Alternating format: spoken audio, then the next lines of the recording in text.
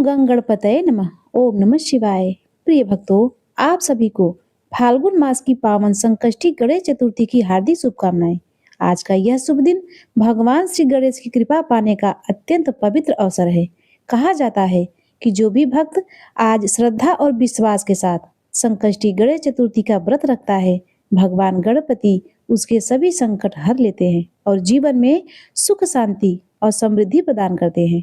आज के इस वीडियो में हम सुनेंगे संकष्टी गणेश चतुर्थी की व्रत कथा, जिसे सुनने मात्र से ही मनोकामनाएं पूर्ण होती हैं। तो चलिए प्रिय भक्तों, मन को शांत कर गणपति बप्पा का स्मरण करते हुए इस कथा का शुभारंभ करते हैं। एक समय की बात है कि श्री विष्णु भगवान का विवाह देवी लक्ष्मी जी के साथ निश्चित हो गया। विवाह की तैयारियां शुरू होने लगी। सभी देवताओं को निमंत्रण भेजे गए, परंतु गणेश जी को अलग से निमंत्रण नहीं दिया गया। कारण जो भी रहा हो, अब भगवान विष्णु की बारात जाने का समय आ गया। सभी देवतागण अपनी अपनी पत्नियों के साथ विवाह समारोह में आए। उन सब ने देखा कि गणेश जी कहीं दिखाई नहीं दे रहे हैं। तब वे आपस में चर्चा करने लगे कि क्या गणेश जी को न्योता नहीं दिया गया या फिर स्वयं गणेश जी नहीं आए। सभी को इस बात पर आश्चर्य होने लगा। तभी सबने विचार किया, क्यों ना श्री विष्णु भगवान से ही इसका कारण पूछा जाए। विष्णु भगवान से पूछने पर उन्होंने कहा कि हमने गणेश जी के पिता भोलेनाथ यानी महादेव जी को न्योता भेज दिया है। यदि गणेश जी अपने पिता के साथ आना चाहते हैं तो आ जाते। अलग से न्योता देने की कोई भी आवश्यकता नहीं थी। और दूसरी बात यह है कि उनको 1.25 मन मूंग, 1.25 मन चावल, 1.25 मन घी और 1.25 मन लड्डू का भोजन दिन भर में चाहिए। यदि गणेश जी नहीं आएंगे तो कोई बात नहीं, दूसरे के घर जाकर इतना खाना पीना अच्छा तो नहीं लगता। इतनी वार्ता कर ही रहे थे कि किसी ने एक सुझाव दिया, यदि गणेश जी आ भी जाएं तो उनको द्वारपाल बनाकर बैठा देंगे कि आप घर का ध्यान रखना। आप तो चूहे पर बैठकर धीरे धीरे चलोगे तो बारात से बहुत पीछे रह जाओगे। सबको यह सुझाव पसंद आ गया। तब विष्णु भगवान ने भी अपनी सहमति दे दी। होना क्या था, इतनी ही देर में गणेश जी वहां आ पहुंचे और उन्हें समझा बुझाकर घर की रखवाली करने बैठा दिया गया। बारात चल पड़ी। तब देवऋषि नारद जी ने देखा कि गणेश जी तो द्वार पर ही बैठे हुए हैं। वे गणेश जी के पास गए और उनको वहां रुकने का कारण पूछा। गणेश जी ने बताया कि विष्णु भगवान ने मेरा बहुत अपमान किया है। नारद जी ने कहा, आप अपनी मूषक सेना को आगे भेज दो तो वह रास्ता खोद देगी, जिससे उनके वाहन धरती में धंस जाएंगे। तब उन्हें आपको सम्मान पूर्वक बुलाना ही पड़ेगा। अब तो गणेश जी ने अपनी मूषक सेना जल्दी से आगे भेज दी और सेना ने जमीन पोली कर दी। उधर जब बारात वहां से निकली तो रथों के पहिए धरती में धंस गए। सब लाख कोशिश करें परंतु पहिए न निकले। सभी ने अपने अपने उपाय कर लिए, किंतु पहिए तो निकले ही नहीं, बल्कि जगह जगह से टूट गए। किसी को समझ में नहीं आ रहा था कि अब क्या किया जाए। तभी देवऋषि नारद जी वहां पहुंचकर कहने लगे, आप लोगों ने गणेश जी का अपमान करके अच्छा नहीं किया। यदि उन्हें मनाकर लाया जाए तो आपका कार्य सिद्ध हो सकता है और यह संकट भी टल सकता है। तब भगवान शंकर ने अपने दूत नंदी को भेजा और वे गणेश जी को लिवाकर लाए। फिर गणेश जी का आदर सम्मान के साथ पूजन किया। तब कहीं रथ के पहिए निकले। अब रथ के पहिए तो निकल गए, परंतु वे टूट फूट गए थे। अब उन्हें सुधारे कौन। पास ही खेत में एक खाती बढ़ई काम कर रहा था, उसे बुलाया गया। खाती अपना काम करने से पहले श्री गणेशाय नमः कहकर गणेश जी का वंदना मन ही मन करने लगा। देखते ही देखते खाती ने सभी पहियों को ठीक कर दिया।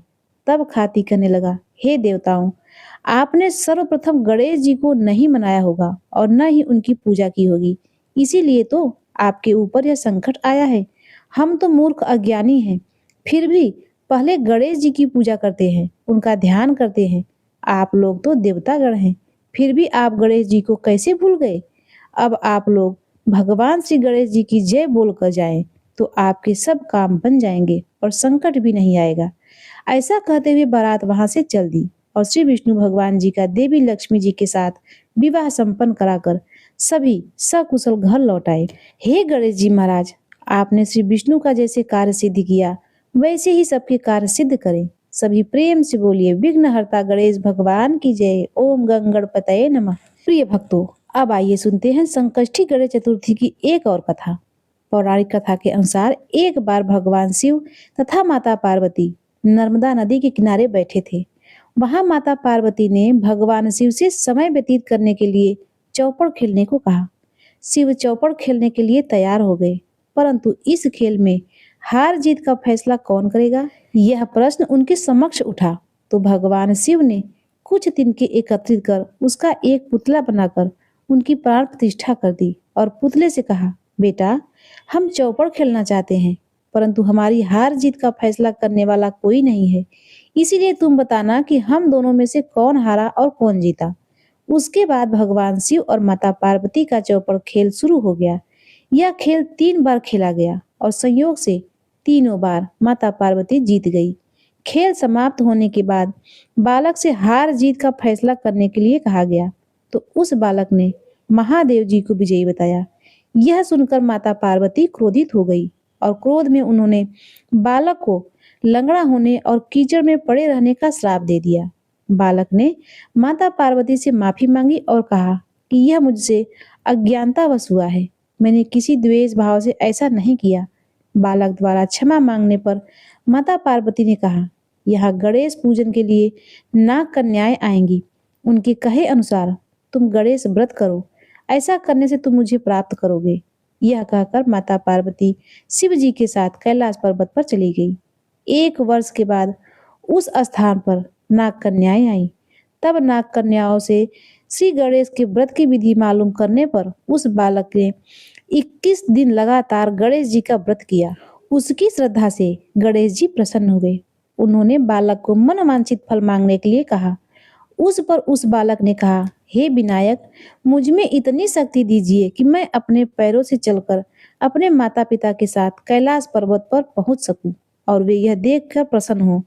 तब बालक को वरदान देकर श्री गणेश भगवान अंतर ध्यान हो गए। इसके बाद वह बालक कैलाश पर्वत पर पहुंच गया और कैलाश पर्वत पर पहुंचने की अपनी कथा उसने भगवान शिव को सुनाई। चौपर वाले दिन से माता पार्वती शिव जी से विमुख हो गई थी। अतः देवी के रुष्ट होने पर भगवान शिव ने भी बालक के बताए अनुसार 21 दिनों तक श्री गणेश भगवान का व्रत किया। इस व्रत के प्रभाव से माता पार्वती के मन में भगवान शिव के लिए जो नाराजगी थी वह समाप्त हो गई। तब यह व्रत विधि भगवान शंकर ने माता पार्वती को बताई। यह सुनकर माता पार्वती के मन में भी अपने पुत्र कार्तिकेय से मिलने की इच्छा जागृत हुई। तब माता पार्वती ने भी 21 दिन तक श्री गणेश का व्रत किया तथा दुर्वा, फूल और लड्डुओं से श्री गणेश जी का पूजन अर्चना किया। व्रत के 21वें दिन कार्तिकेय स्वयं माता पार्वती से मिलने आ पहुंचे। उस दिन से श्री गणेश चतुर्थी का यह व्रत समस्त मनोकामनाओं की पूर्ति करने वाला व्रत माना जाता है। इस व्रत को करने से मनुष्य के सारे कष्ट दूर होकर मनुष्य को समस्त सुख सुविधाएं प्राप्त होती हैं। तो प्रेम से बोलिए श्री गणेश भगवान की जय। प्रिय भक्तों, अब आइए सुनते हैं चौथ माता की कथा। चौथ माता की जय। एक शहर में देवरानी जेठानी रहा करती थी। देवरानी गणेश भगवान की बड़ी भक्त थी और वह नियमित पूजा पाठ करती थी। देवरानी का पति जंगल से लकड़ियां काट कर बेचा करता था और अक्सर बीमार रहता था। देवरानी गरीब थी और जेठानी बहुत अमीर। देवरानी अपनी जेठानी के घर का सारा काम करती और बदले में जेठानी उसे बचा हुआ खाना, पुराने कपड़े आदि दे दिया करती। माघ का महीना आया और चतुर्थी तिथि पर देवरानी ने सकट चौथ का व्रत रखा और कथा सुनी। तिलकुटा को एक डलिया में रख दिया और सोचा कि रात को चंद्रमा निकलने के बाद ही खाऊंगी। वह जेठानी के यहाँ काम करने चली गई। जेठानी के यहाँ जब भोजन बना तो जेठानी के बच्चे और जेठ जी ने कहा कि जब चंद्रमा निकलेगा तभी हम भोजन करेंगे। देवरानी ने कहा कि मुझे घर जाना है, मुझे खाना दे दो। तब जेठानी ने कहा, अभी किसी ने भोजन नहीं किया, तुम सवेरे ही बचा हुआ खाना ले जाना। देवरानी उदास होकर चली गई। घर पर बच्चे भूख से रोने लगे। यह देखकर देवरानी के पति को गुस्सा आया और उसने अपनी पत्नी को कपड़े धोने वाले डंडे से पीटना शुरू कर दिया। वह बेचारी गणेश जी की याद करती हुई रोते रोते पानी पीकर ही सो गई। रात को गणेश जी देवरानी के सपने में आए और कहने लगे, धोवन मारी, पाटे मारी, सो रही है या जाग रही है? वह बोली, कुछ सो रहे हैं, कुछ जाग रही हूँ। गणेश जी बोले, भूख लगी है, खाने के लिए दे दो। बोली, मेरे घर में तो अन्न का दाना भी नहीं है। पूजा का बचा हुआ तिलकुटा डलिया में पड़ा है, वह खा लो। गणेश जी ने तिलकुटा खाया और फिर बोले, अब शौच करना है, कहाँ करें? उसने झुंझुला कर कहा, यह खाली झोपड़ी है, कहीं भी कर लो। फिर गणेश जी ने पूछा, पोछू कहाँ? देवरानी बोली, मेरे सिर पर पोछ लो। सुबह जब देवरानी उठी तो हैरान रह गई। उसका पूरा घर हीरे मोतियों से जगमगा रहा था। सिर पर जहां विनायक जी पोंछ कर गए थे, वहां हीरे के टीके और बिंदी जगमगा रही थी। जब जेठानी को यह पता चला तो उसने भी लालच में आकर वैसा ही किया। उसने अपने पति से खुद को पिटवाया और ढेर सारा घी डालकर चूरमा बनाया। रात को गणेश जी उसके सपने में आए। जेठानी उसे चूरमा खिलाया।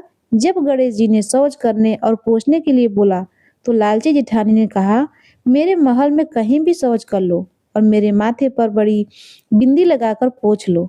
सुबह जब वो उठी तो देखा पूरा घर गंदगी और बदबू से भरा हुआ था और उसके सिर पर भी गंदगी लगी हुई थी। परेशान होकर जेठानी ने गणेश जी से क्षमा मांगी। गणेश जी ने कहा, देवरानी से जलन के कारण जो तूने किया है, यह उसी का फल है। अब तू अपने धन में से आधा उसे देगी, तभी यह साफ होगा। जेठानी ने आधा धन बांटने की बात मान ली, लेकिन एक मोहरे की हांडी चूल्हे के नीचे छिपा दी। गणेश जी ने उसका भी बंटवारा करवाया। तब कहीं जाकर जेठानी के घर की गंदगी साफ हुई। हे गणेश जी महाराज, जैसे आपने देवरानी पर कृपा की, वैसे ही सभी पर करना। कहानी कहने वाले, सुनने वाले और हुंकार भरने वाले सभी पर अपनी कृपा बनाए रखना। तो प्रेम से बोलिए, गणेश भगवान की जय। प्रिय भक्तों, अब आइए सुनते हैं चौथ माता की एक और कथा। बोलिए, चौथ माता की जय। एक बार एक गांव में एक बुढ़िया रहती थी। वह बुढ़िया बहुत गरीब थी। बुढ़िया का एक बेटा था। बेटा गांव के लोगों के जो पशु थे उनको चरा कर लाता था और जो भी चराई के बदले पैसे मिलते थे, उसी से बुढ़िया का और उसके बेटे का गुजारा होता था। बुढ़िया का बेटा सुबह चला जाता गाय भैंस चराने और शाम को वापस आता। इसी तरह से दिन बीत रहे थे। एक दिन जब बुढ़िया का बेटा पशु चराने के लिए जंगल जा रहा था तो उसकी चाची ताइयों ने उसे रोक लिया। उसकी चाची बोली, बेटा, तुम तो सारा दिन मेहनत करते हो, जंगल में धूप में सारे पशुओं को चराते हो और तुम्हारी माँ घर में पकवान बनाकर खाती है। अब लड़का बोला, मैं ऐसे तो यकीन नहीं करूंगा, मेरी माँ तो ऐसा कर ही नहीं सकती। उसकी चाची ताई कहती है, कोई बात नहीं, अगर तुझे यकीन नहीं आ रहा है तो आज तू अपने घर थोड़ी देर पहले चला जा, फिर तुझे अपनी आंखों से ही दिखाई दे जाएगा। अब लड़के ने सोचा, चलो ठीक है, देखने में क्या बुराई है। उस दिन वह थोड़ा जल्दी घर आ जाता है। उस दिन सकट चौथ का व्रत था। बुढ़िया माई ने अपने बेटे के लिए सकट चौथ का व्रत रखा था और वह तिलकुट बना रही थी। जैसे ही बेटे ने देखा कि माँ तो तिल के लड्डू बना रही है, उसने सोचा, मेरी चाची ताई तो ठीक कर रही थी, मैं सारा दिन बाहर मेहनत करता हूँ और माँ यहाँ पकवान बनाकर खाती है, मेरे लिए रखना तो दूर, मुझे बताती भी नहीं है। लड़का बोला, माँ, मैं तो घर छोड़कर जाऊंगा। बुढ़िया बोली, बेटा, क्या बात हो गई? वह बोला, नहीं माँ, मैं तो सारा दिन मेहनत करूं और तू पकवान बनाकर खाए, न मेरे लिए रखे और न मुझे बताए, मैं तो घर छोड़कर जाऊंगा। अब बुढ़िया समझ गई कि इसके कान भरे गए हैं, इसे सिखाया पढ़ाया गया है, यह नहीं मानेगा। बुढ़िया बोली, ठीक है बेटा, अगर तू घर छोड़कर जा रहा है तो यह ले, तिल के दाने ले जा। मैं तो सकट चौथ का व्रत किया करती थी, तेरे लिए ही व्रत करती हूँ। फिर भी तुझे यकीन नहीं है तो तू यह तिल के दाने ले जा। जहां भी तुझे मुसीबत आए, जहां भी कष्ट आए, वहां यह तिल के दाने बिखेर कर बैठ जाना। अगर मैं तेरे लिए व्रत करती हूँ तो मुसीबत टल जाएगी और नहीं तो फिर मैं झूठी साबित हो जाऊंगी। लड़का तिल के दाने लेकर घर से निकल गया और जंगल में चला गया। जंगल में जाने लगा तो सामने दो शेर खड़े थे। शेर देखकर डर गया और सोचने लगा, यह तो मुझे मार कर खा जाएगा। अब मुसीबत में माँ की बात याद आई। मुसीबत में माँ की याद सबको आती है। माँ की याद आते ही उसे तिल याद आ गया और वह तिल बिखेर कर बैठ गया और बोला, हे चौथ माता, यदि मेरी माँ सच्चे मन से आपका व्रत कर रही हो तो यह शेर गाय बन जाए और रास्ता छोड़ दे, नहीं तो आज मेरा मरना तय है। सकट चौथ माता की कृपा से दोनों शेर गाय बन गए और पूंछ हिलाते हुए चले गए। आगे चला तो देखा एक सांप सामने खड़ा है। उसने सोचा यह तो मुझे डसेगा जरूर। वह फिर से तिल के दाने बिखेर कर बैठ गया और बोला, हे सकट माता, अगर मेरी माँ मेरे नाम का व्रत करती है तो यह सांप रस्सी बन जाए। सांप तुरंत रस्सी बन गया और वहां से निकल गया। आगे गया तो बहुत भारी नदी उफान मारती हुई आ रही थी। उसने सोचा नदी पार करूंगा तो डूब जाऊंगा, नहीं करूंगा तो जंगली जानवर खा जाएंगे। उसने फिर तिल बिखेरे और बोला, माता, अगर माँ सच्चा व्रत करती है तो यह नदी दो भागों में बट जाए और बीच में रास्ता बन जाए। माता की कृपा से नदी दो भागों में बट गई और वह सुरक्षित दूसरी नगरी में पहुंच गया। वहां उसने देखा एक बुढ़िया बैठी पूड़ी बना रही है और रो भी रही है। उसने पूछा, मैया, सुख और दुख एक साथ कैसे? पूड़ी बना रही हो मतलब खुश हो और रो रही हो मतलब दुखी हो? बुढ़िया बोली, बेटा, पूड़ी इसलिए बना रही हूँ क्योंकि आज मेरे बेटे का आखिरी दिन है। सोच रही हूँ उसे कुछ अच्छा खिला दूं। और रो इसलिए रही हूँ क्योंकि इस नगरी में हर छठे महीने आवा पकता है और उसमें एक इंसान को बिठाया जाता है। आज मेरी बेटी की बारी है और मेरा एक ही सहारा है। लड़का बोला, मैया, तू यह पूड़ी मुझे खिला दे, तेरे बेटे के बदले मैं चला जाऊंगा। वह पूड़ी खाकर सो गया। रात को राजा के सिपाही आए। बुढ़िया रोती रही पर पराए पूत को कैसे जगाए। लेकिन आवाज सुनकर लड़का जाग गया और आवे में जाकर बैठ गया। वहां उसने तिल बिखेरे और प्रार्थना की, माता, यदि माँ सच्चा व्रत करती हो तो मैं अग्नि नहीं जलूंगा। जहां आवा 6 महीने में पकता था, माता की कृपा से वह तीसरे दिन ही पक गया। जब मटके उतारने लगे तो अंदर से लड़के की आवाज आई, भाई, धीरे धीरे। सब डर गए। राजा ने तलवार निकालकर पूछा, कौन हो, भूत या पिशाच? लड़का बाहर निकला और बोला, महाराज, मैं तो एक बुढ़िया का बेटा हूँ। मेरी माँ मेरे लिए सकट चौथ का व्रत करती है, उसी की कृपा से मैं जीवित हूँ। राजा ने अपनी बेटी की शादी उसके साथ कर दी। महल में रहते हुए एक दिन लड़के ने आसमान में बादल देखे और कहा, मेरे गांव की तरफ बादल है, लगता है वहां बारिश होगी। राजकुमारी बोली, आपका गांव भी है? चलिए हम अपने गांव चलते हैं। राजा ने बहुत सारा धन देकर उन्हें विदा कर दिया। गांव पहुंचने पर पता चला कि माँ बेटे के गम में रो रो कर अंधी हो गई है। जब माँ को पता चला कि बेटा आया है तो उसने बेटे को गले लगा लिया और सकट माता की कृपा से उसकी आंखों की रोशनी भी वापस आ गई। माँ ने उसे माफ कर दिया और सब खुशी खुशी रहने लगे। राजा ने पूरे नगर में ढिंढोरा पिटवा दिया कि सभी माताएं अपनी संतान के लिए सकट चौथ का व्रत रखें। हे चौथ माता, जैसे बुढ़िया के साथ पहले की वैसे किसी के साथ मत करना और जैसे बाद में किया वैसे सबके साथ करना। प्रेम से बोलिए, सकट चौथ माता की जय, गणेश भगवान की जय। प्रिय भक्तों, अब आइए सुनते हैं सकट चौथ माता की एक और कथा।